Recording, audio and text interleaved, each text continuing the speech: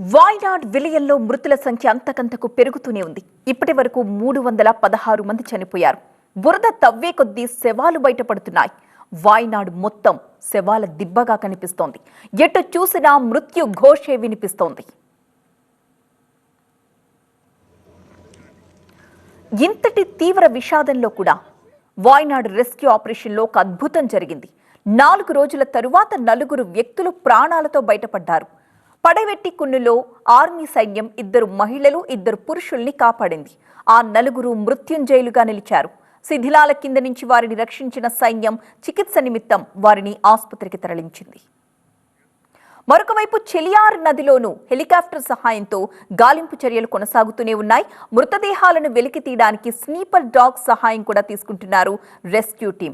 6 sniffer dogs తో సహాయక చర్యల్ని చేపట్టారు. ఆ సునకాలకు నెత్తుటి వాసనను పసిగట్టేలా ట్రైనింగ్ ఇచ్చి రంగంలోకి దించారు. ఇప్పటి వరకు 10 మృతదేహాలను గుర్తించాయి ఈ సునకాలు.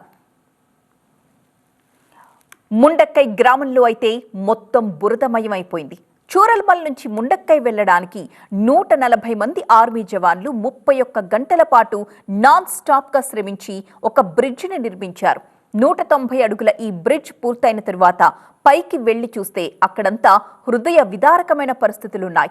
4వ రోజు సహాయక చర్యల్లో స్థానికులు కూడా భాగస్వాములవుతున్నారు. మరింత సమాచారం వాయనాడ్ నుంచి మా కరెస్పాండెంట్ దిలీప్ అందిస్తారు. ಕೇರಳ ದುರಂತ ನಡೆದಂಥ ಸ್ಥಳದಲ್ಲಿದ್ದೇವೆ.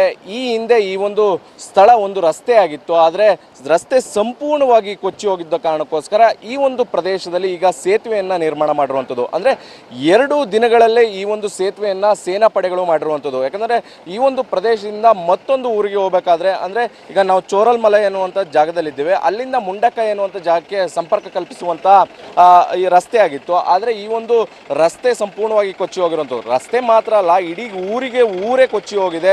ಕಾರಣದಿಂದ ಈ ಒಂದು ಪ್ರದೇಶದಲ್ಲಿ ಸೇನಾ ಪಡೆಗಳು ರಕ್ಷಣಾ ಕಾರ್ಯಕ್ಕೆ ಅನುಕೂಲ ಆಗಲಿ ಅನ್ನುವಂಥ ನಿಟ್ಟಿನಲ್ಲಿ 2 ದಿನದ ಅಲ್ಲಿ ಈ ಒಂದು ಸ್ಥಳದಲ್ಲಿ ಸೇತುವೆಯನ್ನು ನಿರ್ಮಾಣ ಮಾಡಿರುವಂಥದ್ದು. ಅದರಲ್ಲೂ ಕೂಡ ಸೇತುವೆಯನ್ನು ನಿರ್ಮಾಣ ಮಾಡಿ ವಾಹನಗಳು ಓಡಾಟ ಮಾಡುವಂಥ ಸೇತುವೆಗಳನ್ನ ನಿರ್ಮಾಣ ಮಾಡಿರುವಂಥದ್ದು. ಈಗಾಗಲೇ ಸ್ಥಳೀಯ ಪೊಲೀಸರಾಗಿರ್ಬೋದು ಮತ್ತು SDRF ತಂಡ ಆಗಿರ್ಬೋದು, ಅಗ್ನಿಶಾಮಕ ದಳದ ಸಿಬ್ಬಂದಿಗಳಾಗಿರ್ಬೋದು, ಎಲ್ಲರೂ ಕೂಡ ಈ ಒಂದು ರಕ್ಷಣಾ ಕಾರ್ಯದಲ್ಲಿರ್ಬೋದು.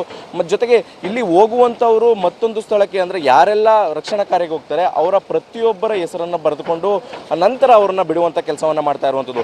ಸಾಲಾಗಿ 100 ಜನರು ಈ ಒಂದು ಪ್ರದೇಶಕ್ಕೆ ಹೋಗ್ತಾ ಇರುವಂಥದ್ದು. ಅಂದರೆ ಅಷ್ಟೊಂದು ಪ್ರಮಾಣದಲ್ಲಿ ಈ ಒಂದು ಭೂಕುಸಿತ ಆಗಿ 100 ಜನರು ಸಾವನ್ನಪ್ಪಿದ್ದಾರೆ. ಅಧಿಕೃತವಾಗಿ 195 ಜನರು ಸಾವನ್ನಪ್ಪಿದ್ದಾರೆ ಅನ್ನುವಂಥ ಮಾಹಿತಿಯನ್ನು ಕೊಡ್ತಾ ಇದ್ದಾರೆ. ಕ್ಯಾಮರಾ ಪರ್ಸನ್ ಪ್ರಮೋದ್ ಜೊತೆ ದಿಲೀಪ್ ಚೌಡಳ್ಳಿ, TV9 ಕೇರಳ.